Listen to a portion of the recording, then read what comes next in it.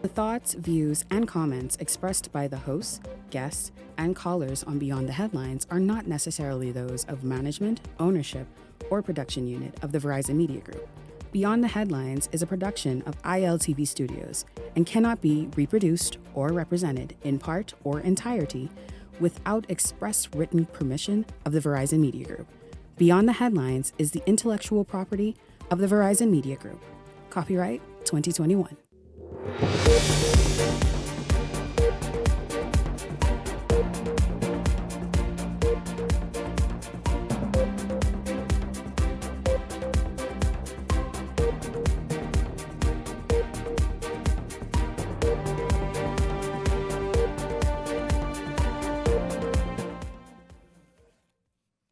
Welcome to Beyond the Headlines. Coming up tonight, after many questions on the huge jump in price to build a new glass window bridge, Works Minister Clay Sweeting is here to set the record straight on just what the now $86 million is set to do. Also tonight, Harbour Island records its first murder for the year, the latest in a string of shootings. Residents are concerned over the growing number of shootings in the small community. We talk about that tonight. And Killarney MP and former Prime Minister Dr. Hubert Minnis says he is running in 2026 despite the F&M saying he's not getting a nomination. He said this with the F&M leader Michael Pintard sitting right beside him. Talking about standing on business. We take a look at that coming up as well. This is Beyond the Headlines. Good evening. I'm Shanique Miller. It's great to have you along this evening. Well, the final price tag for the Glass Window Bridge project in North Eleuthera has been revealed. Minister of Works and Family Island Affairs Clay Sweeting says the high cost comes down to difficult terrain and complex logistics at the site.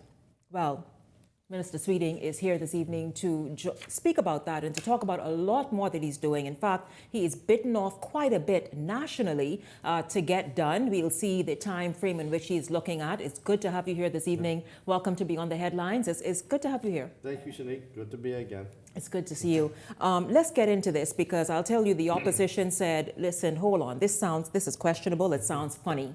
There's no way that this bridge, with the work everybody admits must be done, that was pegged around 40 million or so, and all of a sudden it's jumped to, just looking at 100 million.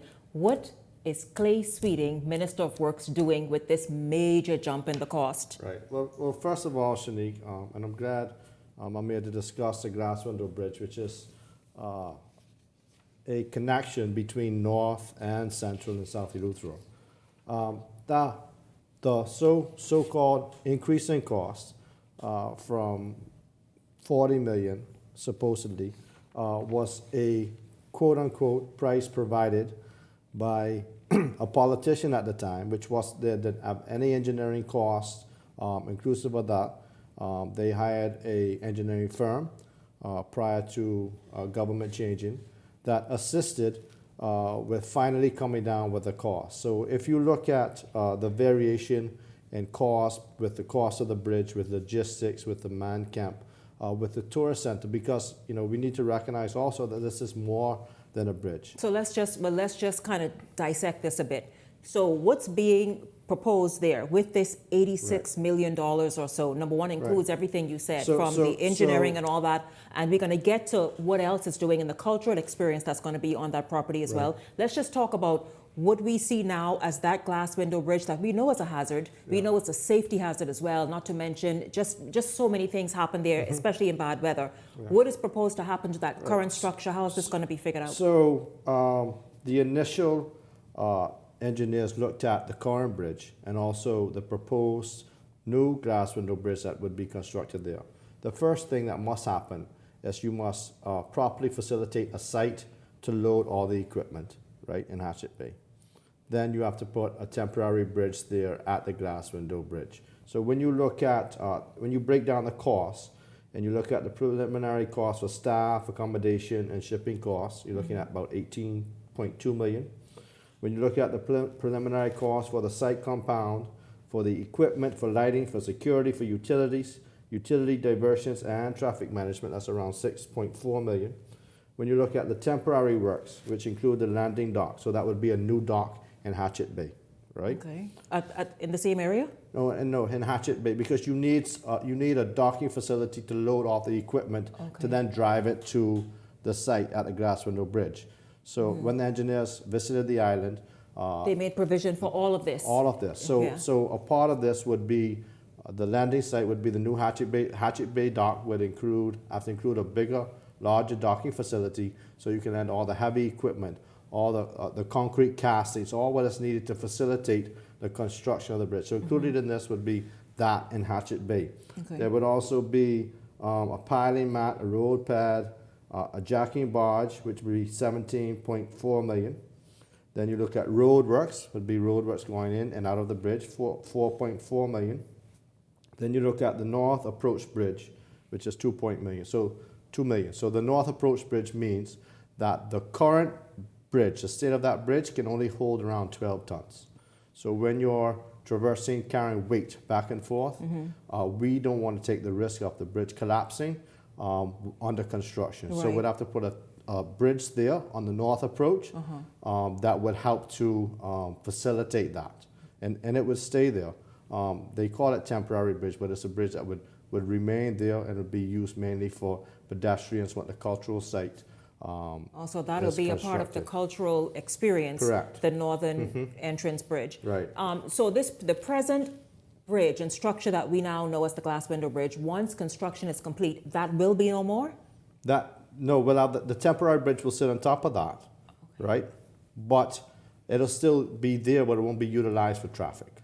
And so would it be like secured and shored up Yeah. maybe for pedestrians and correct. to go in pictures and the TikTok moment? Right. So this will be an acro bridge similar to the bridge utilized between Russell Island and Spanish Wells. The same type, galvanized, 50-year lifespan type bridge. So it'll be the same type facilitation as there. Yeah. And then the actual Glass Window Bridge itself, 25.4 million. And then the visitor center, the cultural site that would help to embellish the orange economy and all that, roughly around 3.5. Well, this is great to hear about this cultural center that's going to be added there because nothing is there now. Am I correct? No, that's and it's one of the wonders of the world. It is. It attracts people from any and everywhere, Right. So if including you Bahamians. if you pass there, when I'm traveling to my constituency, you pass there any given time of the day, you'll see tourists stopped on the side of the road just taking photos. I mean, but you can imagine, along with a new bridge, you have a cultural site with a visitor center with areas for Bahamians to show off their wares or to sell conch salad or to sell food or to really show. So this is going to be a well-structured, organized, orderly sort of new tourism destination. Correct. Well, this is interesting. That's good. Now let's talk about the new bridge. Where's that going to be built? And I know an issue of concern is the fact that when the weather is bad, the waves tend to come over with the present bridge now. How is that going to be avoided with the new structure? Right. So the bridge will be much higher than the one there, and it'll be about 60 feet to the west. So it will come around over the bank side of the Glass Window Bridge to facilitate. So if you have bad weather, you're much higher than the current bridge. The elevation is higher, and you're also in over the shallow water. So all of that has been taken into account, so that once constructed, the days of having to close the bridge, of tourists having to climb over the rocks, to drive on the ferry boat, to go to Governor's Harbour or Governor's Harbour Airport, that should be no more. And Bahamians who's having to go to work, and it's a lot of logistical challenges that happens during bad weather patterns. It does, yeah. I've heard of so much of it and seeing pictures and videos of the waves and all that. So that sounds good. And once again, so this is a new tourism. By the way, what is the timeline for this? A new tourism experience, and Yeah. people still get to enjoy the old bridge with its wonderful charm. Right. So we've already started most of the work. In January, we put out a request for persons that wanted to add requests of interest. We had 7 contractors. Some international, some local, and then we did requests for a proposal, which around 4 contractors put in their proposals, and now we're trying to itemize to get down to the contractor. And what's a part of this bid for the tender process is that the contractor must also include a social element to their contract bid. What's the social element? So the social element is how does once they receive the contract, how do they help how does the social impact to the communities around? So they must give back something, like do something. Or they have a standardized amount of persons that they would employ, or how would they assist in the community? So this is one that is different than most. Now this is different, because we have often talked, even on this show, with the fact that you all must learn to negotiate better, to make sure that these island communities in particular are empowered and are left with something, and not just somebody coming in and getting their money and leaving, or making the money and that it doesn't go into the local economy. So this is good. Right. So that's the source, the social component, which makes this. So this is just the whole exercise is new and different. Yeah, really good. So let's just talk about some other stuff that you are doing that's quite historic. And I talk about it, you all know, I've been speaking with residents from Mayaguana about what's happening there, and residents in Eleuthera, all of Eleuthera really. So of course you've seen South Eleuthera here on the show recently. You have made history in the constituency of South Eleuthera, South and Central Eleuthera in particular, that for things that maybe residents would never imagine would have been a part of their community. BTVI is there, and I am understanding from persons who have reached out to the show, they reach out with many things for many reasons, and they reach out and say, listen, Shanique, it is incredible to see people from South, Central, and North using that BTVI facility. Yeah. Did you envision that? I mean, it's exciting. I think it's one of those situations where, the chicken before the egg situation, or the egg before the chicken, right? Because when you're looking at economic development, you need the specialty, the technical and vocational aspect, so that people are able to be properly employed. So you either put one before the other. Fortunately, both came at the same time. So, from when I started in politics, we always envisioned a BTVI in Eleuthera. And with the economic boom in South, Greencastle was a perfect location. And to see Bahamians taking the opportunity to actually enroll and take it serious, and young people, and some older persons as well. I heard people even who are in careers are going to try and upskill and maybe have something else on the side or something. This is what I am told. Speaking of the economic boom, describe what's taking place in Central and South Eleuthera right now. I understand Eleuthera, we know as a whole, North Eleuthera in particular, doing extremely well, always have. But South Eleuthera is catching up and doing its own thing. Yeah, South Eleuthera has had challenges for decades, and I think both of us know that. And to finally see it come together where, that it's not just the economic, but they're getting the infrastructural upgrades that they deserve. And people are actually finding 2 and 3 jobs if they want. So you're looking at the facilities from Disney to Princess Cruise Lines investing to upgrade their facilities there, and then you're seeing Cotton Bay come on stream, and then Jack's Bay is increasing their workload. So you see a lot of projects there, and because of that, you have spin-offs. So you have new grocery stores popping up. You got persons who move back home to retire, now working harder than they did prior, because their business is taking off. So you got business owners, entrepreneurs, and it's just exciting to really be able to be a part of an economic boom for South Eleuthera that's been depressed for so long. Absolutely, it's really good to see that. Let's talk about recently. Of course, we know that there's been a string of fires in almost anywhere, but South Eleuthera had its fair share. What is that? Wims Bight in particular had some really frightening moments. And I spoke with some residents there who were quite concerned. And then they checked back in just about a week and a half ago and said, Shanique, you would not believe it. We have a fire engine in Wims Bight. Talk about this emergency response that you now have back there in Wims Bight that's been lacking, and residents having to fight fires manually with bucket, the old way. That now, this week, they will have a working, running fire engine ready for emergency calls. Hopefully none does come in. But the point is, this is now happened. This is now in place. Yeah. So tomorrow, we're doing an official handover ceremony to the Wims Bight Association. that will not only tailor to that community, but they're committed to assisting South Eleuthera with fire response. So it's a great committee that is really just about giving back.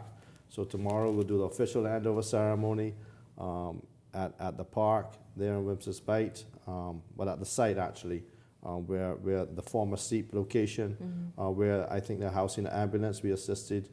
They had an ambulance donated, and the government helped facilitate some of the duties and stuff for them to utilize that. So it's an exciting time for South Eleuthera to actually be able to feel prepared. They actually had a fire a few days ago. I heard. So hopefully after tomorrow, once they get the training and the equipment and all of that to along with a fire truck, they'll be able to. And that's the good thing as well, because I remember speaking with Clement Thompson, Yeah, Clement Thompson. and he was extremely excited. Yeah. In fact, I just let him talk because that's how excited he was. But he talked about this training program that you mentioned that's happening, that will have men and women trained to operate the fire truck. Has that started as yet? No, it hasn't started as yet, but in short order it will start, and that's a part of the old program. And what's exciting about it for me, right, is that I only had to facilitate and raise the funding to get the truck there. It's the people there who's a part of the association that's really giving their time and their effort, and they're excited about being able to be a part of a community effort to save homes and businesses in case a fire breaks out. Yeah, it's really awesome. I'm so happy for those residents there who are getting what they deserve. Yeah. Truly they are. Now, let's shift and talk about roadworks. You are undertaking a huge amount of roadworks, not just in Eleuthera, but several. In fact, I think just about every family island is having roadworks. Yeah, repaving. Nassau as well? Yep. Yeah. Well, but the FNM say that y'all are only picking up where they left off at. They say plenty things. They really, I heard you try being very slick today with that response, but we're going to talk about it. We're going to have you explain exactly what it is that they're saying, that you are simply finishing what it is they started. Beyond the Headlines is back right after this break, and when we come back, we're going to hear about the road works that's happening, but not just road. You heard about the bridge in North Eleuthera. Well, you're going to hear about bridges in Andros and other areas as well. We're going to take a break and come back with more right after this.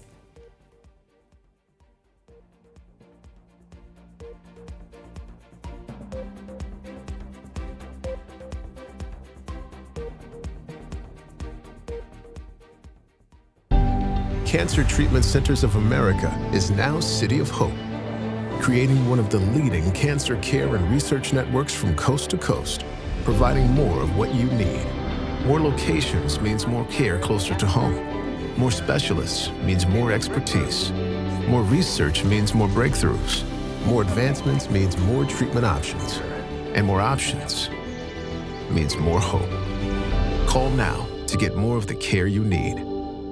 Measles is on the rise around the world, and the Bahamas is at risk, which makes us very vulnerable as a nation for the possible outbreak of measles cases. Every Saturday in May from 10 a.m. to 1 p.m., the Ministry of Health and Wellness will host MMR immunization visits in South Beach, Coconut Grove, Fox Hill, and Elizabeth Estates. Clinics in these areas will remain open until 8 p.m. twice per week. Get your child immunized now.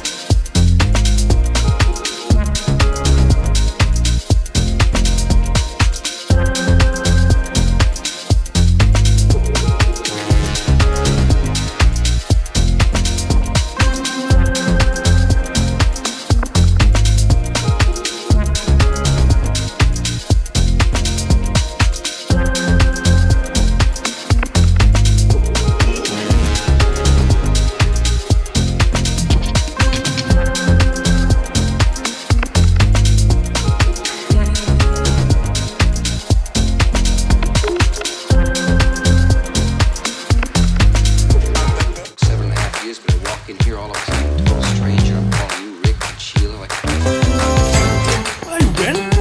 Island Luck, we take sports seriously. Get ready to experience the thrill of winning anytime and any place. Bet in real time and live the thrill of every play while watching your winnings stack up.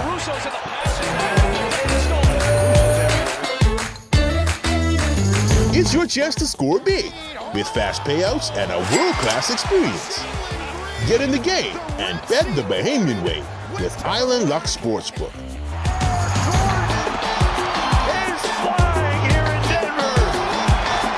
If you enjoy watching Beyond the Headlines, take advantage of our exclusive offers with 4 15-minute interview segments at $1,200 and 20 30-second TV ads at $2,000. Contact 557-0258 or 557-0259 for more information. Go beyond with Beyond the Headlines. This segment of Beyond the Headlines is brought to you by EV Motors. Drive the future with brand new 2024 electric vehicles. EV Motors, powering your journey.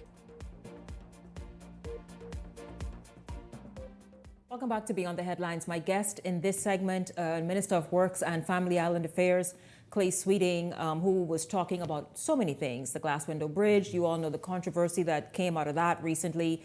People were like, listen, hold up, what's all this money about? Well, you heard about that in the first segment. And then he talked about, having BTVI there and making a difference in Central and South Eleuthera, where the whole island is really benefiting, and just a number of other things that's happening. The answer for a fire engine, for example, he is it presenting or commissioning one like tomorrow? Handover ceremony. Handover, that's it. Yeah. Handing over ceremony tomorrow, where the residents there are super. They said, Shanique, we will come back and tell you how happy we are. I said, listen, come, let's do it. I'm here to share good news as well. And so I want to talk to you about a number of road work projects that you have going on around the Family Islands. What's better, you think, in terms of maintenance so that they don't get as bad as some of them have gotten?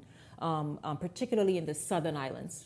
Yeah, so I think what you're seeing the government do now is pave with asphalt paving instead of the sand and seal. So asphalt usually has a longer lifespan. And maintenance, of course, is a part of upkeeping roads because, roads are basically a fabric. If you have a lot of rain, you don't have proper drainage, all of that could cause the road network to be compromised.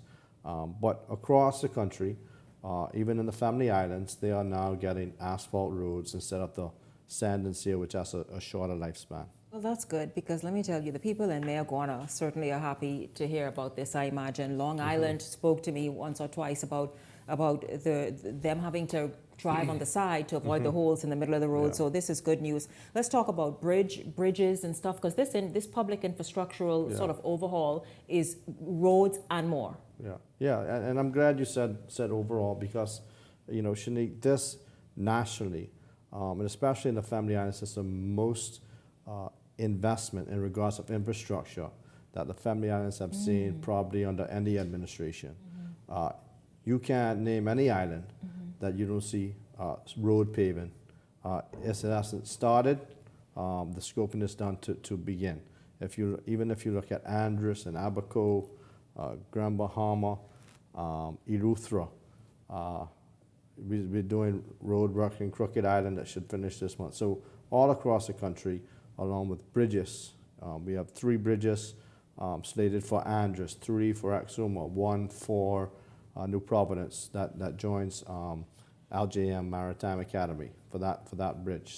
Where's that? LJM Maritime Academy. Is that the western area? Yeah, that's Arawak Key. Arawak Key, yes. I'm aware of it. So there's what a used bridge. to be Coral World. Yes, yeah.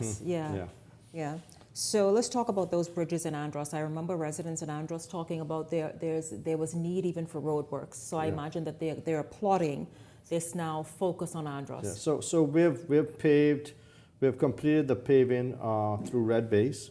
So prior to that, Red Base had a challenge even coming to the main settlement in Nicholstown and that area in North Andros. Also, we've built and completed 6 docks in North Andros.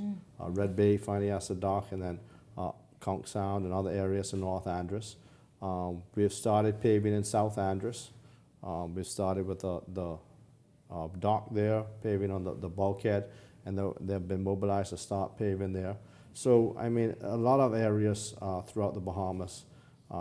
Actually, I think this would possibly be the first time that road contractors, that every road contractor, prominent road contractor, is working under the government. And not only that, we've had 7 young road contractors that's been awarded contracts. So even young persons who's coming up to build roads. Or getting their feet wet. Yeah, we've been basically. facilitating that as well. Well, that's good because that's how one of the leading, I guess, road pavers, I'm not sure, builders got started. I remember some years ago they were awarded a $5,000 grant. Yeah. They got started and now they are, they don't sponsor the show. But the very ones, yes, those ones. But no, they got started like that. They're my friends. But no, and so it's good to see, like you're saying, newcomers are now in the industry and they're being given an opportunity to prove themselves. Yeah, so I mean, it's exciting, and young Bahamians they've seen how companies can grow, and they're being a part of it, So that's exciting for us. Okay, so what's next for you, whether it's on the constituency level or a project that you have, I guess, ongoing, upcoming in your ministry? Yeah, I mean, we've the Ministry of Works, and when I spoke today during my budget presentation, if I itemize all of the work that the Ministry of Works currently does, it would take me, 5, 6, 7 hours. Because the Ministry of Works is the engine that drives the government sector, whether it's through Ministry of Education works or other buildings or facilities that's needed for immigration and social services and other facilities. So a lot of that is the Ministry of Works drives that. So we facilitate most of that. Other than that, we deal with infrastructural upgrades. We just signed a $20 million contract with the Rowdy Boys in Long Island, which would not only bring new roads, but water as well. Another major project that Bahamians have been agitating for is Joe Farrington Road. We've signed the contract for that, for the water services. So once the water mains are installed, Bahamex, the government entity, will go and pave that road, because that road has a lot of challenges, to say the least. It does. To say the least. So does. I mean, we're looking at a national plan of infrastructural development, not just in New Providence, but throughout the Family Islands. We're looking at building a new dock in Harbour Island. That contract's already been signed. A new dock in Harbour Island. Yeah. Yes, they've been in need of it. For quite some time. So the contract's been signed. Work should start within a few months actually.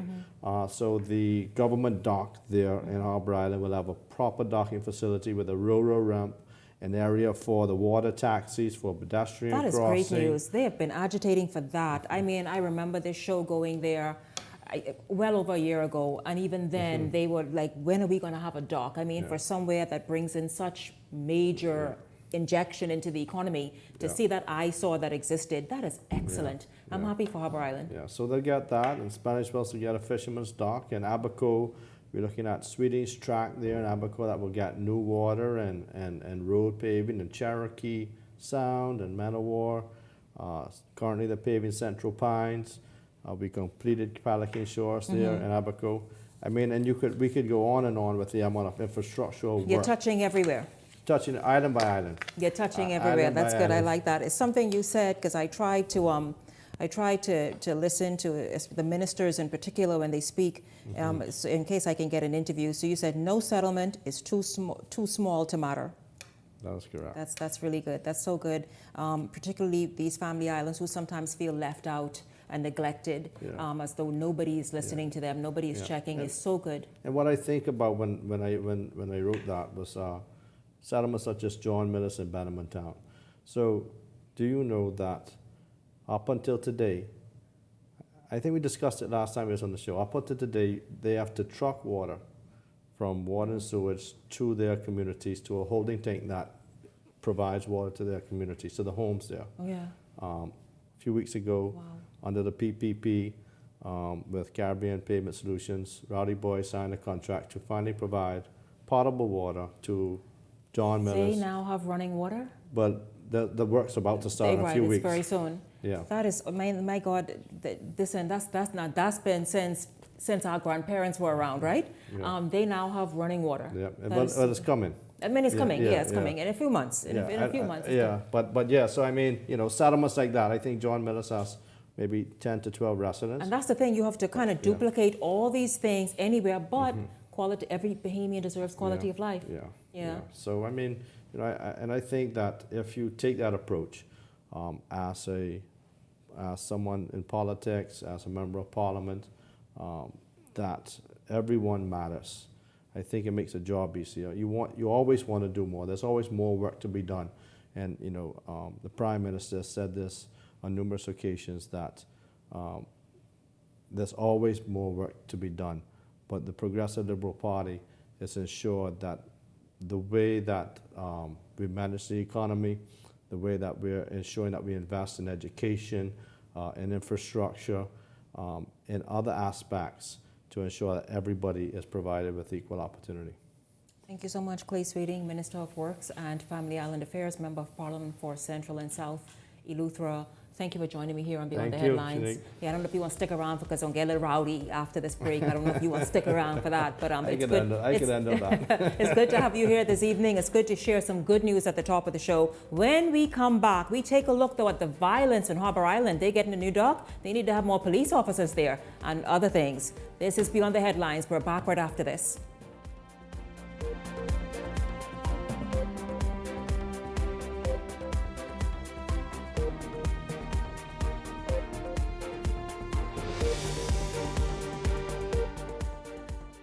The internet isn't just for surfing. There's a sea of shoppers buying online, and you can connect with them on Tingsy. Tingsy is the SBDC's online storefront built for Bahamians. Take your business to the next level by selling to customers online, both at home and around the world. People want Bahamian things, and if you got things to sell, sell on Tingsy. Find out how you can connect with a sea of buyers by visiting tingsybahamas.com. My name is Omar Ferguson. I've been disabled now from 2009. What inspired me to start my own business? It was the determination to know that I still had something left in me, even though a lot of my independence, my mobility was being restricted.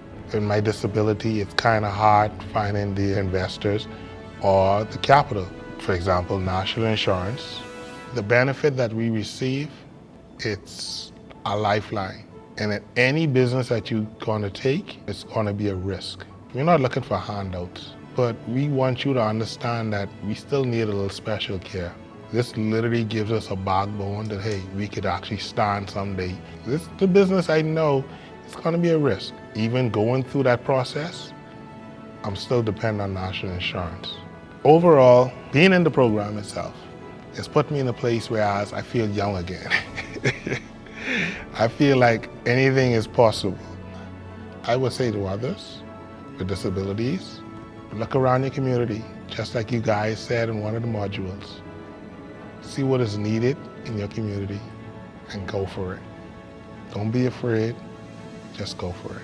For more information about how the SBDC can help your small business to make a big impact, give us a call at 461-7232 or visit sbdcbahamas.com.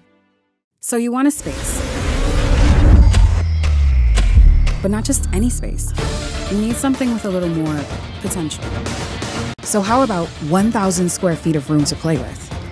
Superb audio and video production capability, digital LED wall, full lighting grid, and about 124 seats to accommodate a full studio audience with so many other features.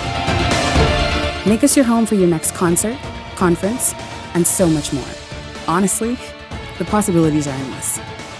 Here at ILTV Studios, we'd love to bring your next event to life. So what do you say? Do you want our space?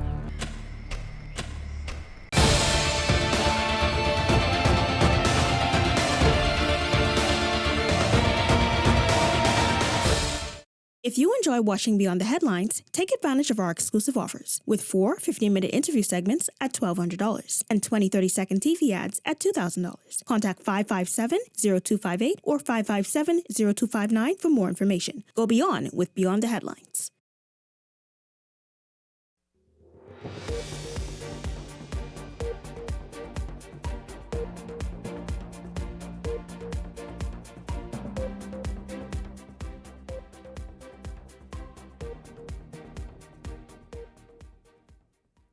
Welcome back to Beyond the Headlines. It's good to have you join in. A number of shooting incidents erupting on Harbour Island, leaving residents shaken, families grieving, and calls for an increase in armed forces or law enforcement. Linton Ritchie Jr. has the details of this latest shooting tonight. The quiet and close-knit community of Harbour Island, now a war zone according to residents, as the island has experienced a series of shootings in the last 3 weeks, also recording its first murder for the year. A double shooting Tuesday night claimed the life of a 25-year-old man identified by family as Cameron Bannister. The incident also leaving another young man fighting for his life in hospital. Harbour Island, we're not used to this kind of stuff. Lifelong resident of Harbour Island and Justice of the Peace Martin Lee Grant recalling last night's carnage that claimed the life of his cousin and injured his nephew. They were sitting on a golf cart in front of my mom's house, and a guy came by and just, riddled him down with bullets, man. Back on May 26, a woman was shot and injured. The man believed responsible already facing charges. 3 days after that, on May 29th, a man was also shot and injured, and last night's shooting, one dead, one injured.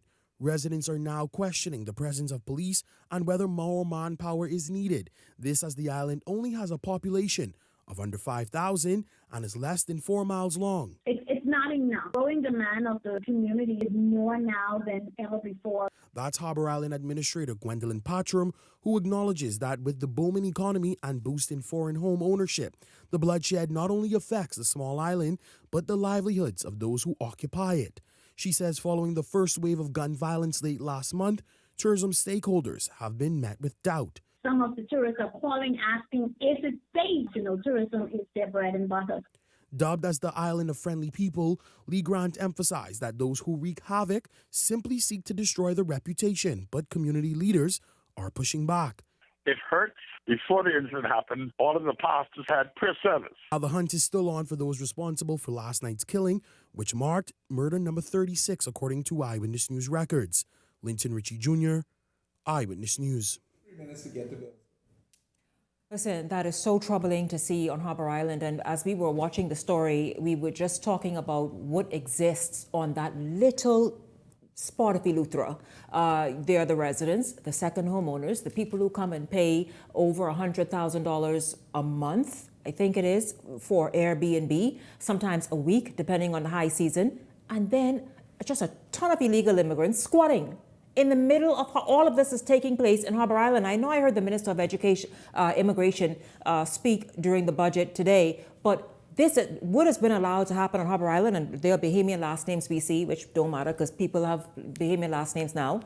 But we see that. But the point is, what has been allowed to happen in Harbour Island really is that's criminal, because it's a most beautiful spot, attracting some of the world's most wealthy, and then there you have this taking place. Welcome to Beyond the Headlines. My contributors, Ellington Ferguson and Michael Turnquist. Gentlemen, good evening to both of you. Good evening, Shanique. Good evening, Bahamas. Thank you for having me once again. Good evening, Shanique, and good evening, Bahamas. It's good to see you both. It's vexing to hear that story, even what I just said about what exists on Harbour Island. How do you suppose that they can get this in hand before they run what is keeping the economy of Harbour, of North Eleuthera, and even to an extent South Eleuthera going? Shanique, while it's difficult for law enforcement to know when any individual is going to commit crime, and my heart do go out to the family of the victim who's been killed, and I pray that all ends well for the one that has just been injured and is getting treatment at the hospital. However, as you describe this area, a bustling area of economic activity. It's one of the engines, one of the main engines of Eleuthera, and we have both local business people there and foreigners, second homeowners that come there. We've got to be more deliberate about protecting the economy for all Bahamians. When you do it, you're not just protecting it for that group of people or that pocket of people. You're protecting that particular economic engine for all of us. And so we cannot allow criminals to feel like they can run amok. And we got to be careful of what we allow to happen in these communities. We're not saying that it was any particular grouping of people, but it can be anybody at this point. And so just to ensure and to rule out certain things, we need to ensure that we're not allowing any kind of shanty town to spring up in the middle of these things, because these areas that are unregulated... That's what's being allowed. These areas that are unregulated, they create an atmosphere, they create a space for people to hide. And I can say that because people have talked about it. People have talked in my presence about being able to do it. And so we've got to be careful. I hope the perpetrators are caught and brought to justice, but we've got to, they talk about the amount of law enforcement on that particular space. I think we need to look at what is there. Is it sufficient? Do we have sufficient police moving around the area? Somebody just riding around in a golf cart, and the area is not a whole large area. And persons to feel that they're comfortable enough to move around in a gun and shoot somebody, take the life of somebody, it's crazy, it's ridiculous, and it's an insult on all of us. Shanique, I had the opportunity to visit Harbour Island a few weeks ago. That's the little, I call it, it looks like little New York City. Alden says people are hiding. Nobody's hiding in Harbour Island. I mean, you have the foreign nationals are walking up and down.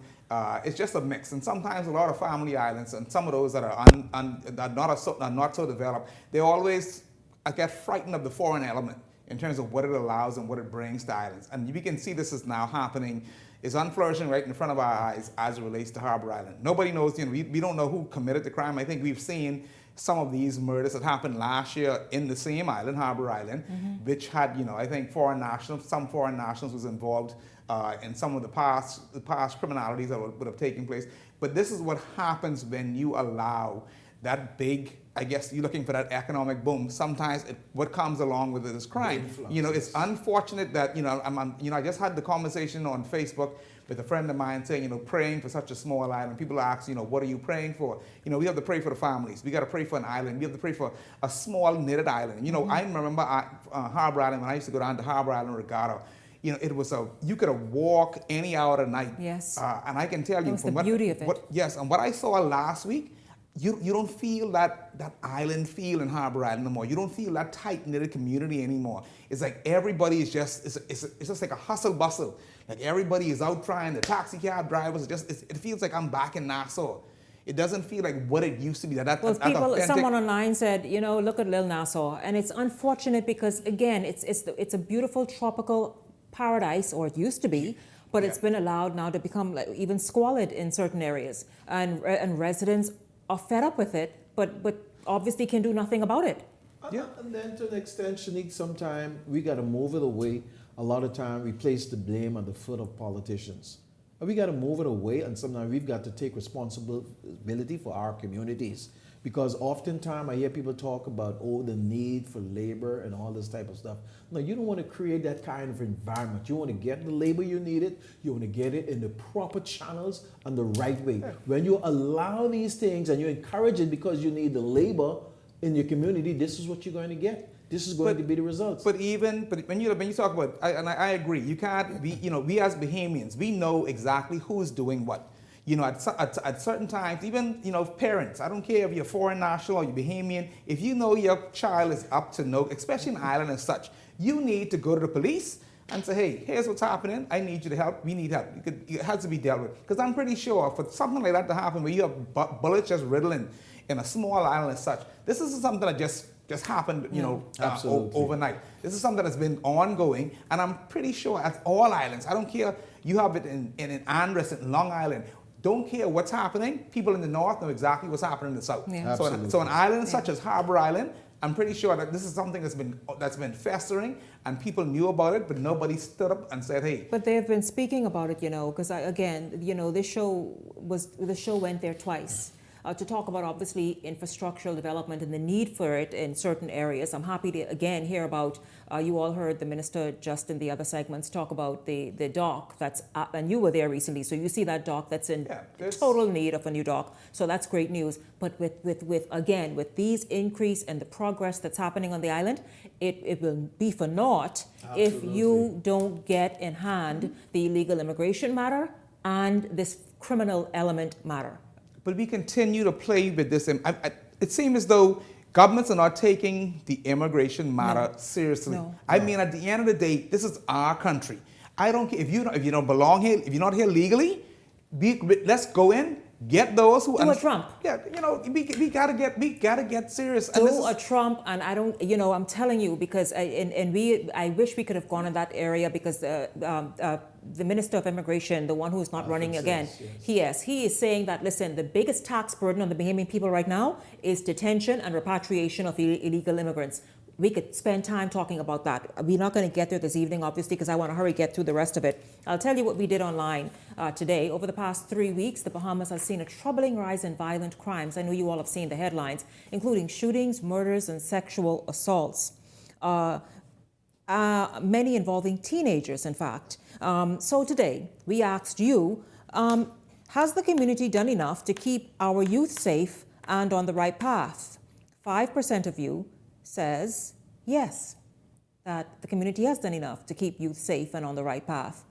Get this though, an overwhelming 95% of you said no, the community is not doing enough to keep youth safe and on the right path.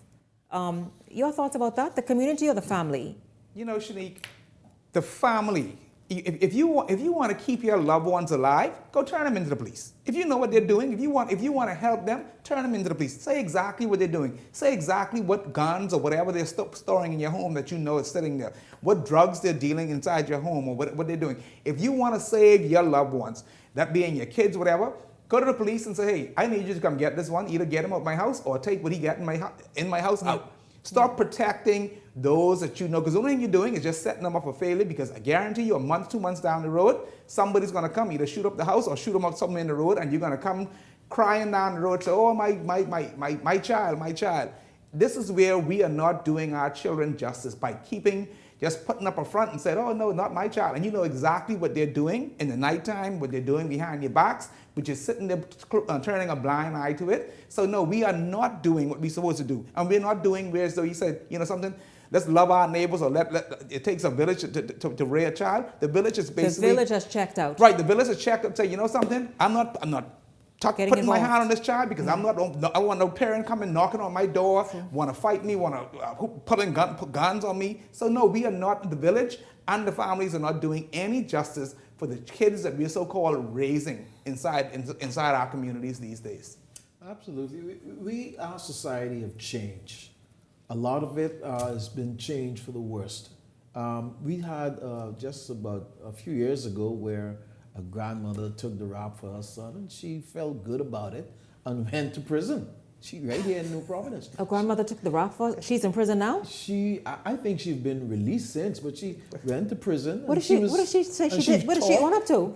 Huh? What did she? I forgot that. What did she own up to? I think it was a gun charge. Ammunition and yes. Drugs. She said the ammunition and drugs were hers. Yes. I mean, I don't know if that's what's the case. I mean, is that what she said? She took the rap for her grandson. I'm pretty sure the courts are maybe leaning, on kind of 80-something year old. And she had a good time up there in prison. People informed me, and everybody. She had a good time? Oh yeah, it wasn't tough on her. And, she said people in prison. She said she'll do it again. He said people informed. She said she'll do it again. She'll do it. Yeah. So what lesson did he learn? So my point is, so you see these young men moving back and forth. They're going out, they're coming in, they have this, they have that, they're able to buy this, they're able to buy that. They're not hurting, they're not looking for no job, but they have everything they need. They're taking care of things in the house. They got a nice car. They're probably buying something for their parents. They're treating mom good on Mother's Day and treating their sister good and whatever have you. And so, mother knows something. Sister, you may turn a blind eye because they didn't tell you nothing direct. Girlfriend knows something. Everybody knows something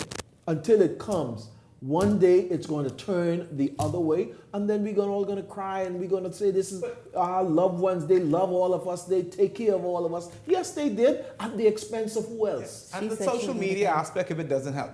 Because you look at what the U.S. is saying. Right now they've stopped, whereas though foreign students, nobody's going to apply for visas. They're now taking, whereas though they're basically trolling your social media pages to ensure that they want to see exactly what's coming into the country. And I don't know what you've been dealing with. But we have a lot of our young ones, and they're doing this a lot of the stuff that they're doing, they're putting out there blatantly on social media, guns, money, and running around like $100 bills and things of that sort. We never saw this in the 80s and the 90s growing up. Because they're trying to keep up the wrong influences and trying to keep up, and trying to keep up with the wrong things. They're being influenced and enticed by the wrong things. It's just wild. But they think they're being influencers, but they're actually being influenced. They're being influenced. And this is what they don't get. Meanwhile, it's the police being influenced to start looking at things like this to nab some of these people. It's unfortunate, but sometimes some of our police officers, they want to be friends, in terms of those Stop this police are your friends. And especially some of the young officers. That's why and even in the force, sometimes we still need to get down to basically scrutinizing those that we're bringing on the force and ensuring that they cut the mustard and making sure we've done the KYC, knowing who they are before actually. But the force is really getting what we have to offer in from the community. I agree. Well, then let's go abroad. I agree with abroad. Let's go back the way it was done in the 70s. Let's go shop abroad. I agree. A school teacher spoke to me a few weeks ago, and he said, "Tell Miss Miller, when we don't talk about crime, y'all come talk to us, the teachers. Let us tell you all what we're seeing in the schools." You hear me? What are they seeing? Some stuff are happening these criminals are being found and bred on the playground, right on our school campuses. My mother was a teacher for 40-something years. This is nothing new, We've had my mother's a grade 1 teacher back in the early 80s, 70s. When I was a little boy, some of the things that my mother explained to me that she saw in Uriah McPhee in Camp Road in her years. She'd been there 40 plus years. You would scratch your head and be like, how could a grade 1 kid be doing these type of things or saying the type of things that they say? It's what they're exposed to. Our homes it's in their homes, because when the mother is twerking and want to go to the club and then leaving the kids and say, eat that little sausage and white rice. But it's cool. Parents think it's cool. It's cool, and it's cool. And they're trying to make them social media hits, but some of the things that come out of these kids at the ages that they're saying these things. And they find it funny, and it's all, listen to me, get back to basics, eh? But that's what's defined us, and it's awesome. Yeah, listen, but I need you all to really save your words for this one here. Former Prime Minister Dr. Hewitt Minnis firm as he tells House members he will run in the Killarney constituency in the next election. This despite repeated declarations by party leader Michael Pinchard that he will not, Minnis that is, get a nomination on a Free National Movement's ticket. However, Minnis insists that he's running, but not providing further detail on if he intends to run as an independent or for another political party. Killarney Wait, we coming? must remain strong. I want to remind them that I am running in Killarney, and I look forth to their vote, and I look forth to their continuous support. Amen. We must keep Killarney strong. Yes, sir. Killarney will remain strong. We will deal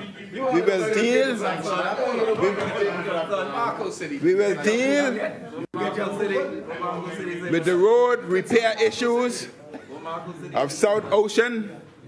We will deal with the flood issues that we see on Frank Watson Highway, and we're about to deal with the signage problem on Devonshire and Yorkshire, and I've been assured by the minister the pothole in the western end of Yorkshire is being addressed.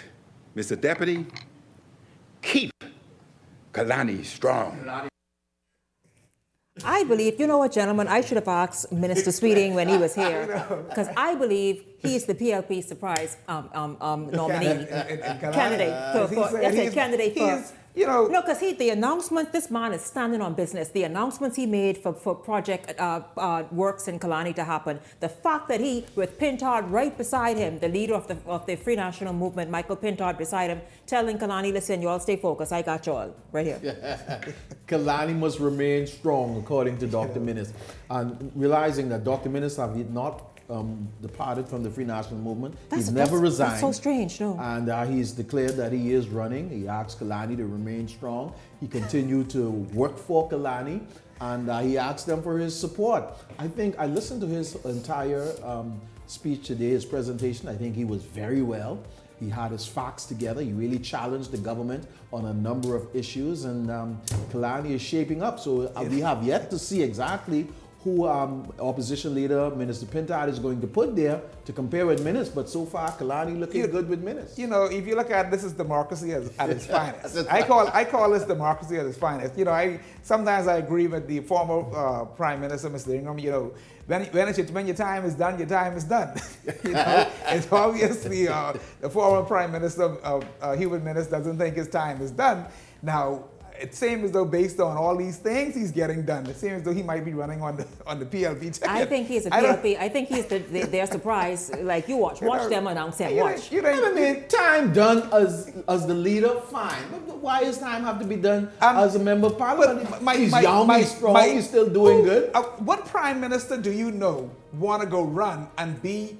I mean, he's used to being prime minister. He's the leader. But I think he'll be satisfied to play his role now and to continue being elected if he elected under who though? Especially if Kalani wants him. Collected under who? He looked like he's the leader of the FNM. That's all I'm saying. I don't know. Something he looked like his presentation was stellar. Minutes know something we don't know. I mean, nobody. You know, at the end of the day, he was the former prime minister. I mean. You know, but I think at times, you know, you have to know when the... Minnis standing on business. You know, you got to know when to fold your hand. Yeah, fold your hand. Minnis say fold on. Watch this play. Watch this play. Listen, I thank you gentlemen so much. Of course, at the top of tonight's show, I thank Works and Family Island Affairs Minister Clay Sweeting, and of course, Ellington Ferguson and Michael Turnquest. Thank you to you both as well. And I want to say a big thank you to all of you tuning in this evening. I certainly enjoyed having you along and look forward to seeing you right back here tomorrow evening for really an amazing and a different kind of show. You'll be stunned with some information that's going to come out. Until then, I'm Shanique Miller for the entire Beyond the Headlines team. It's good to have you join in this evening. I look forward to seeing you right back here tomorrow. Good night.